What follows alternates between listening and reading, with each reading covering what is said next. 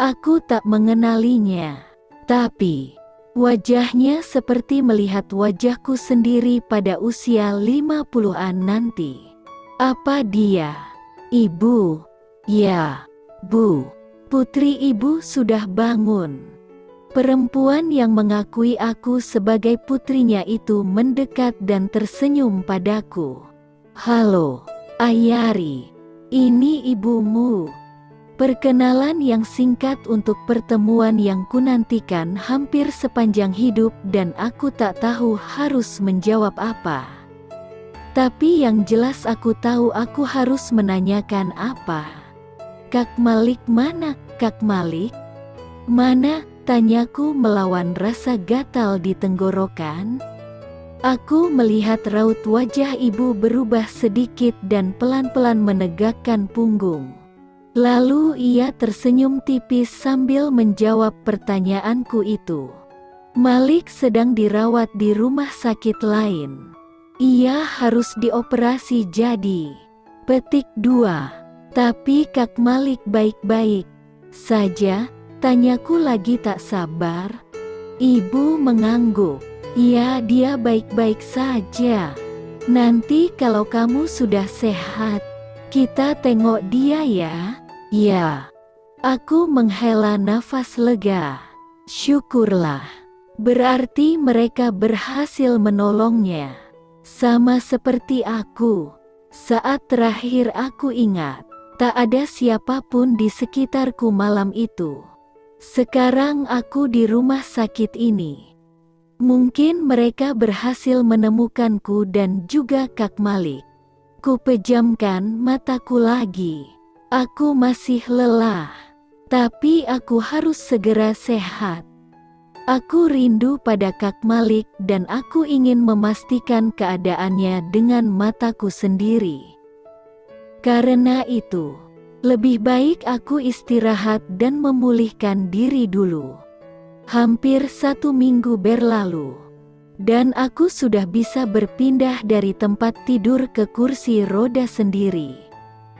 Memang masih sedikit pincang dan berjalan beberapa langkah, tapi masih bisa menjaga keseimbangan tubuhku sendiri. Banyak orang yang menengokku.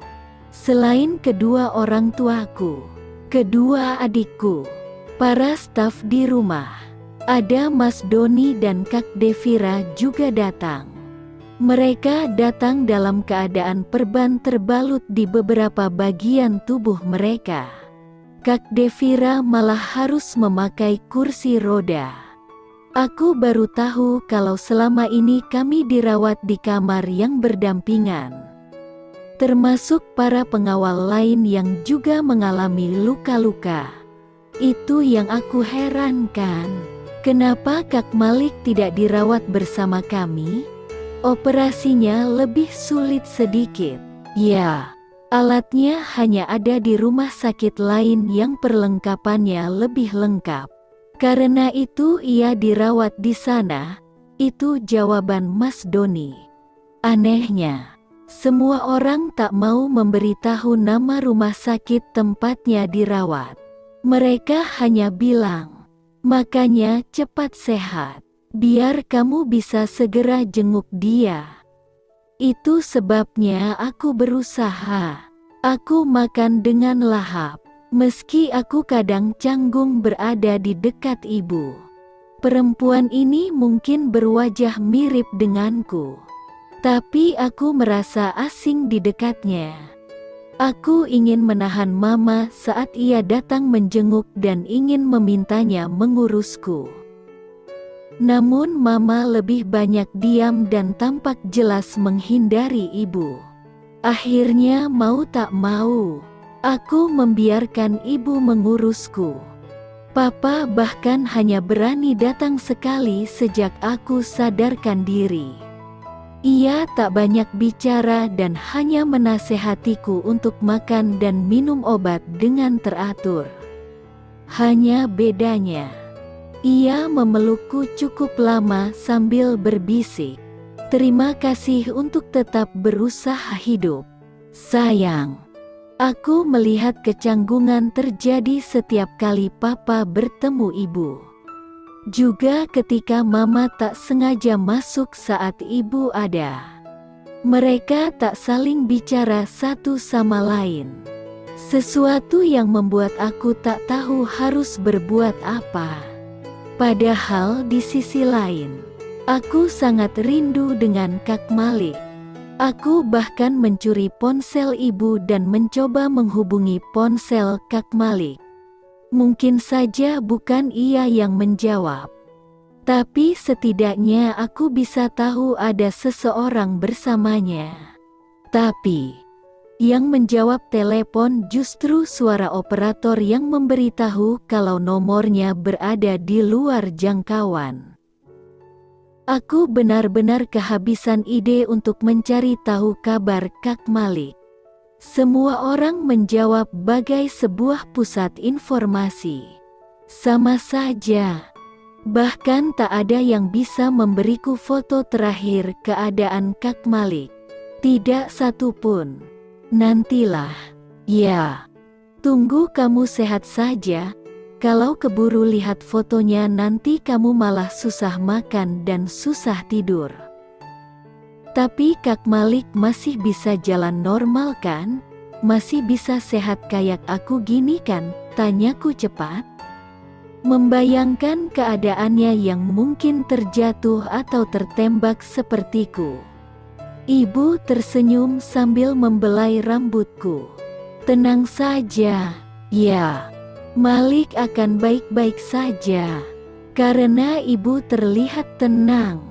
Aku juga ikut tenang. Sekarang aku sudah bisa berjalan walaupun masih sedikit pincang. Tak apa. Kata dokter 2 hari lagi aku sudah bisa pulang. Aku bosan berada di kamar terus.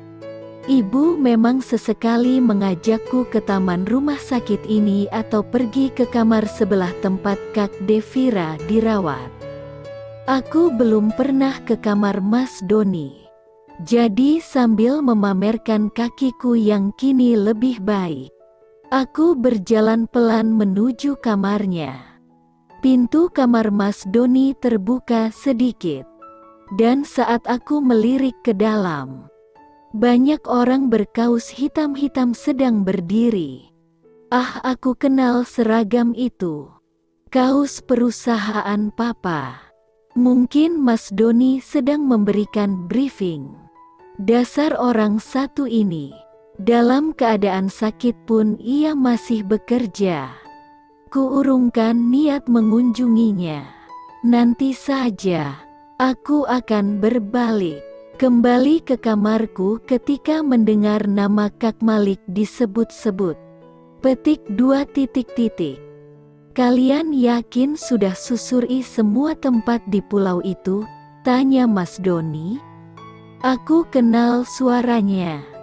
Siap, sudah. Dan, sampai kami cari dengan menyelam di sekitar jurang tempat jatuhnya Pak Malik. Nihil semua. Benar. Dan di situ banyak karang terjal. Jadi kami pikir setidaknya kalau beliau memang jatuh, ada kemungkinan tubuhnya menyangkut. Suara lain menimpali. Kalau dari informasi para penjahat yang tertangkap, bagaimana mereka yakin saat itu Pak Malik tertembak? Mas Doni lagi?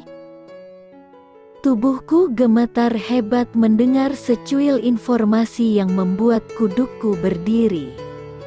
Jadi semua yang mereka katakan selama ini bohong? Yakin. Dan kami juga sudah menemukan jejak darah Pak Malik dan sudah memeriksanya. Itu memang darah beliau. Jadi, petik 2. Aku menerobos masuk. Menghempaskan pintu keras-keras ke dinding. Berjalan tergesa mendekati Mas Doni yang sedang duduk di tempat tidurnya. Melihatku datang dengan kaki pincang. Ia segera turun dari tempat tidur. Katakan, jujur, Mas, Kak Malik kenapa? Kak Malik mana? Tanyaku setengah berteriak.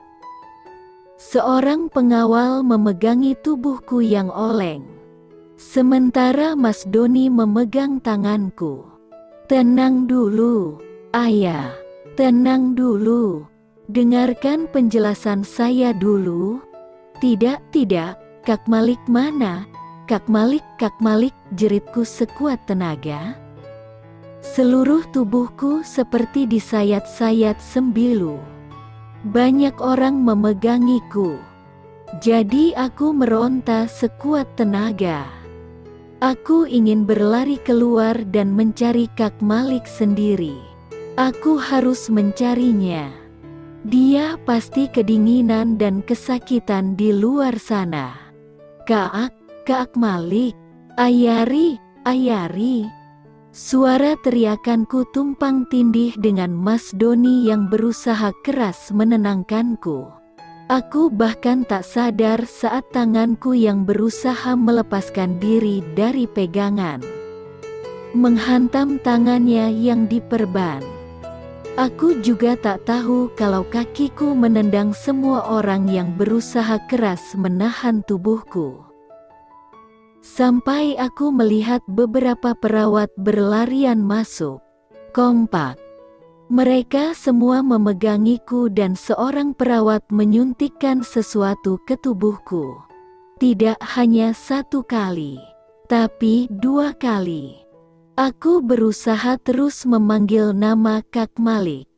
Namun lama-kelamaan mataku jadi berat dan tubuhku terasa lemas. Aku terkulai ke lantai kamar setelah tak lagi mampu melawan kekuatan orang-orang yang memegangiku. Kak Malik. Setiap kali aku bangun, aku berusaha untuk memanggilnya. Tapi setiap kali pula mereka membuatku tertidur. Ketika suatu kali aku sadar, kedua tangan dan kakiku terikat kencang. Aku sudah berusaha meminta tolong pada Papa, yang untuk pertama kalinya kulihat menangis terseduh-seduh di sampingku. Pada ibuku juga, bahkan pada Mama. Tapi mereka semua hanya membalas dengan tangisan dan diam 1000 bahasa. Jangan menangis. Tolong jangan menangis, lepaskan aku dan biarkan aku mencari Kak Malik. Tapi semua sia-sia.